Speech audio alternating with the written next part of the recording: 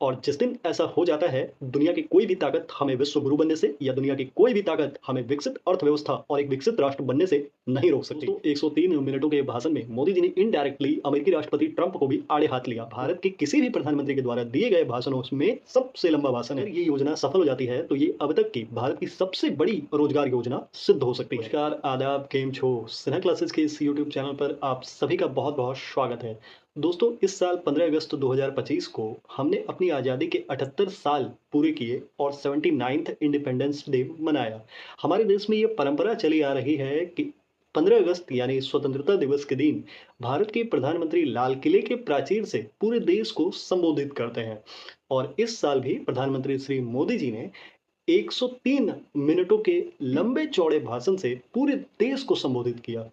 यहाँ आपको एक जी के ध्यान रखना चाहिए कि ये 103 मिनटों का भाषण जो इस साल लाल किले के प्राचीर से दिया गया, ये भारत के किसी भी प्रधानमंत्री के द्वारा दिए गए भाषणों में सबसे लंबा भाषण है। अगर मेरी रिसर्च सही है तो मोदी जी ने अपने ही 98 मिनटों के भाषण का रिकॉर्ड तोड़ा। बड़ी बात ये भी नहीं है दोस्तों कि उन्होंने 103 मिनटों का भाषण दिया। बड़ी बात ये है कि उस भाषण में देश की जनता के लिए और आपके लिए क्या था। 103 मिनटों का भाषण बहुत आसान भी नहीं है हर किसी के लिए सुनना, लेकिन हाँ, इच्छुक हर कोई होता है कि आखिर इतने लंबे भाषण में उनके लिए क्या था।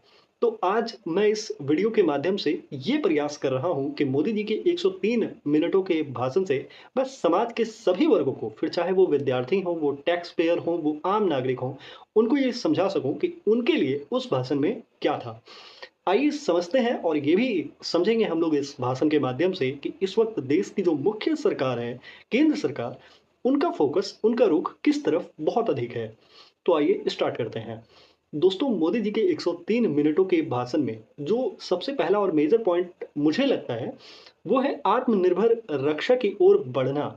ये बातें जो मोदी जी ने कही, ये कहीं न कहीं बहुत बड़ी बातें हैं, क्योंकि इन बातों में मोदी जी ने ज़िक्र किया ऑपरेशन सिंदूर का। मैं आपको याद दिला दूँ कि 22 अप्रैल 2025 को आतंकवादियों ने काफ़ी क्रूरता से कत्ले-आम किया था पहलगाम में, और उसी के जवाब में लॉन्च हुआ था ऑपरेशन सिंदूर। मोदी जी ने साफ-साफ ये कहा, ऑपरेशन सिंदूर में मेड इन इंडिया वेपन्स का सफल होना ये बताता है कि मेड इन इंडिया वेपन्स अब हमारे सुरक्षा और हमारे सम्मान दोनों को मजबूत कर रहे हैं। निसंदेह ये भारत के आत्मनिर्भर रक्षा की ओर बढ़ाया गया एक बड़ा कदम है। दोस्तों, मोदी जी के 103 मिनटों के भाषण में दूसरी जो सबसे बड़ी बात कही गई, जो मुझे लगता है ये सीधे-सीधे युवाओं को टच करती है, और युवाओं से मेरा सीधा संबंध एम्प्लॉयमेंट से है, रोजगार से है।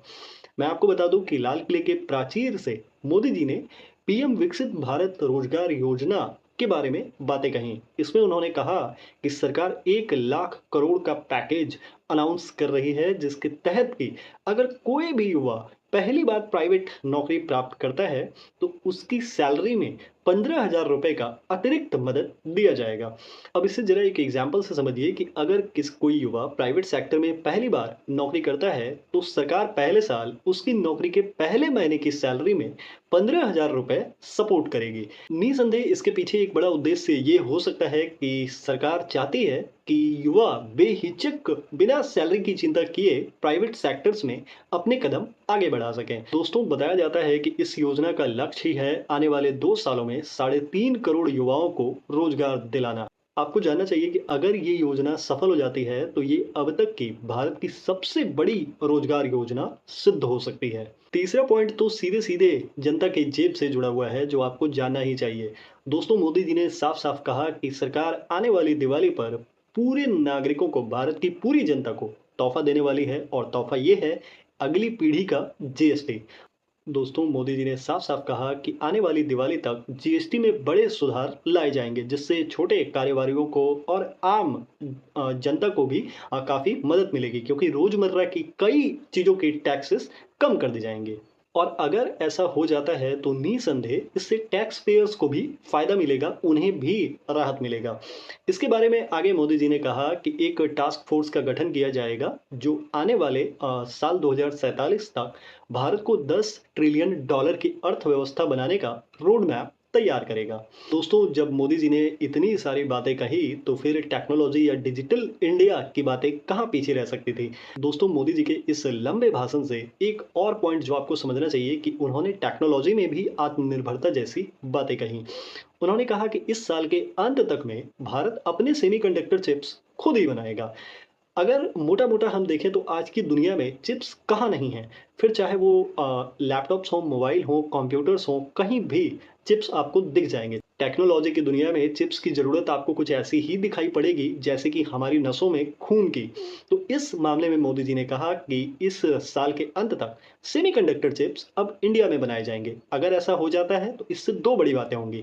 सबसे पहली बात कि इंडिया टेक्नोलॉजी के मामले में आत्मनिर्भर तो बनेगा ही, लेकिन दूसरी बड़ी बात कि इस मामले में इंडिया किसी अन्य देश पर उतना निर्भर नहीं होगा जितना अब तक हुआ करता था। एक और बड़ी बात कि भारत की टेक्नोलॉजी सुरक्षा जो है वो भारत के अपने हाथों में होगी। तो निसंदेह टेक्नोलॉजी की दुनिया में एक बड़ा कदम है ये।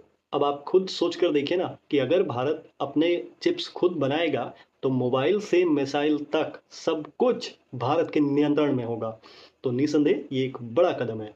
दोस्तों, 103 मिनटों के भाषण में मोदी जी ने इनडायरेक्टली अमेरिकी राष्ट्रपति ट्रंप को भी आड़े हाथ लिया। उन्होंने साफ-साफ ये कहा कि किसानों की हितों का कोई समझौता नहीं होगा। ग्लोबल ट्रेड के प्रेशर के बावजूद भी भारतीय किसान सेफ रहेंगे, उनके हितों का पूरा ध्यान रखा जाएगा। इसका साफ मतलब है कि केंद्र सरकार का ध्यान किसानों की तरफ भी उतना ही है जितना समाज के अन्य वर्गों की तरफ। इतने बड़े भाषण में एक और बड़ी बात जो उन्होंने कही, वो उन्होंने कहा कि अब भारत इल्लीगल इमिग्रेशन टॉलरेट नहीं करेगा। यानी अगर साफ-साफ शब्दों में कहूँ तो उन्होंने ये कहा कि पहले जो हो जाया करता था कि अवैध प्रवासी आ जाते थे, नौकरियाँ कर लेते थे, ऐसा कुछ अब बर्दाश्त नहीं किया जाएगा। अब भारत की नौकरियाँ, भारत के संसाधन, अपॉर्च्युनिटीज़ ये सब केवल और केवल भारत के लोगों के लिए ही रहेंगी। दोस्तों, आगे उन्होंने हाई पावर्ड डेमोग्राफी मिशन की भी चर्चा की और अगर ये मिशन सफल होता है तो इसके पीछे का उद्देश्य जो आपको समझना चाहिए वो ये है कि बॉर्डर इलाके में अवैध घुसपैठ को रोका जा सके और ये बेहद जरूरी है देश की एकता के लिए और देश की सुरक्षा के लिए। जरूरी है कि भारत के प्रत्येक नागरिकों के हितों की रक्षा हो और ऐसा डेमोग्राफी मिशन को सफल बनाकर किया जा सकता है। दोस्तों, अपने भाषण में आगे उन्होंने मिशन सुदर्शन चक्र का भी जिक्र किया जो एक नई रक्षा कवच की तरह होगा जो भारत को ऑफेंस और डिफेंस दोनों ही तरफ से शक्ति प्रदान करेगा। साफ-साफ कहूँ तो ये एक मल्टी लेयर्ड कवच होगा जो भारत को एक ऐसी शक्ति प्रदान करेगा जिससे कि आने वाले समय में भारत की सुरक्षा को एक नए लेवल पे ले जाया जा सकेगा। अगर आप इस 103 मिनटों के भाषण को सुनेंगे तो आपको ये लगेगा कि ये केवल अनाउंसमेंट्स नहीं थे, बल्कि ये एक विज़न डॉक्यूमेंट था जिसमें आत्मनिर्भर भारत से लेकर विकसित भारत तक की यात्रा शामिल थी। रक्षा, रोजगार, अर्थव्यवस्था ये सारी टॉपिक्स कवर की गई थी मोदी जी के इस 103 मिनटों के भाषण में। दोस्तों, ये इम्पोर्टेंट नहीं है कि हम क्या बोलते हैं, इम्पोर्टेंट ये है, मैटर ये करता है कि हम क्या करते हैं। और विकसित भारत का जो सपना हम देख रहे हैं वो केवल एक व्यक्ति के विजन से या केवल एक व्यक्ति से पूरा नहीं हो सकता। बेहद जरूरी है, अगर भारत को विकसित बनाना है तो बेहद जरूरी है कि प्रत्येक व्यक्ति की, भारत के प्रत्येक व्यक्ति की भागीदारी सुनिश्चित की जाए। भारत के सभी समाज, सभी वर्गों को सम्मिलित किया जाए और इस प्रकार सम्मिलित किया जाए कि सभी अपने क्षेत्र में अपना 100% दे सकें। और जिस दिन ऐसा हो जाता है, दुनिया की कोई भी ताकत हमें विश्व गुरु बनने से या दुनिया की कोई भी ताकत हमें विकसित अर्थव्यवस्था और एक विकसित राष्ट्र बनने से नहीं रोक सकती। उम्मीद करता हूं कि मैं इतने कम समय में मोदी जी के 103 मिनटों के भाषण को और उनके विजन्स को आप तक पहुंचा पाया हूं। सिन्हा क्लासेस के एक अगले वीडियो लेक्चर में आपसे फिर मुलाकात होगी। स्वस्थ रहें, सुरक्षित रहें। सी यू सून। जय हिंद।